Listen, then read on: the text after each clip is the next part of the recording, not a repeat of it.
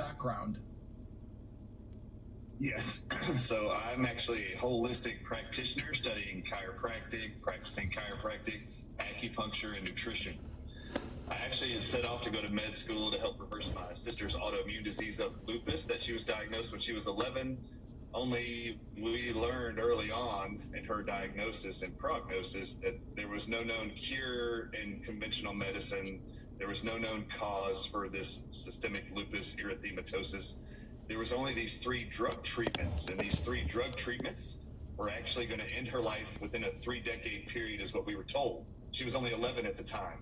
Then they told us also she would never be able to bear children because the drugs were going to have side effects of stillbirths and birth defects.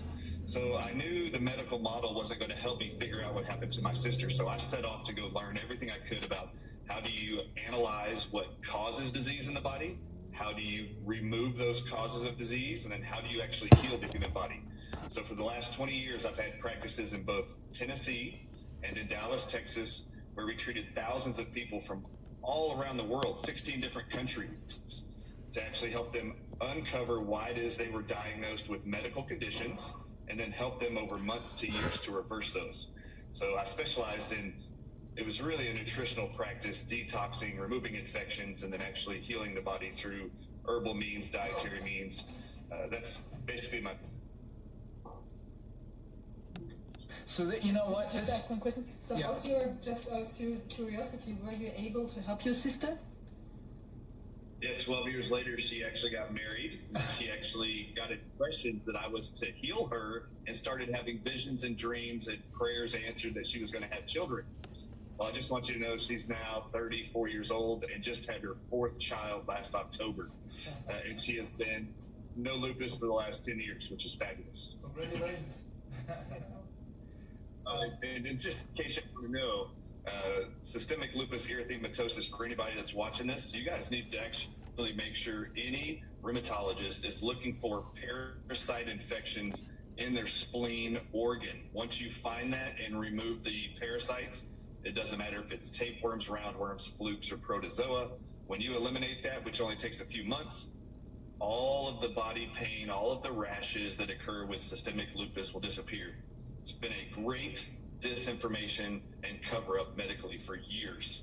This is extremely interesting. I don't know if you're aware of this, of James Corbett. He's originally from Canada, but he's been living in Japan, I think, since 2004 because he's married to a Japanese woman. He's one of the best investigative journalists.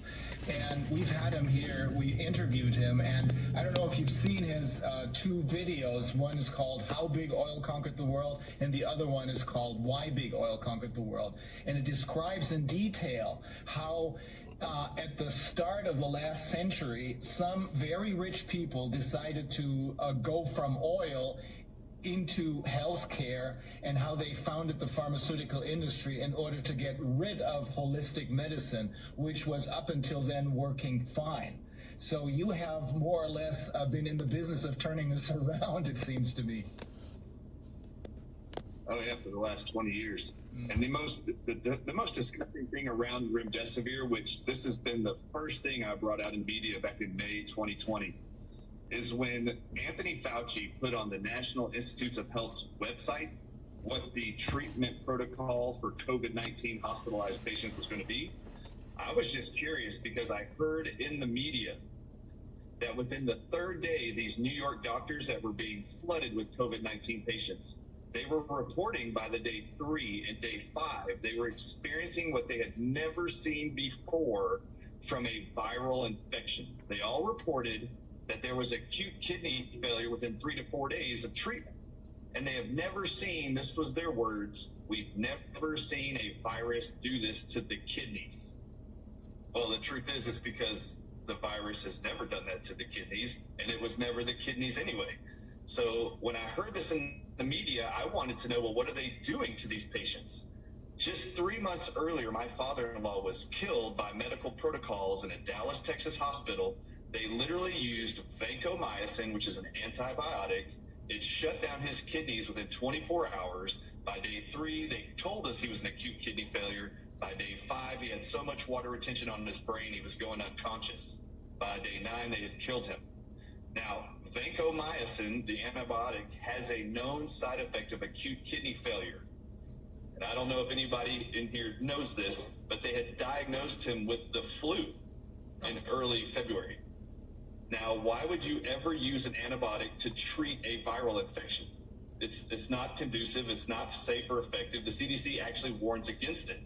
But vancomycin has acute kidney failure as a side effect. Well, you let me know when you're ready to translate. I don't want to get too far ahead. Yeah. You let me know when you want me to. Hold on 1 second, because there's, I don't know if you're aware of this, but our chief medical advisor, I guess we can call him, and he's the one who really got this Corona committee started. Dr. Vodak is with us.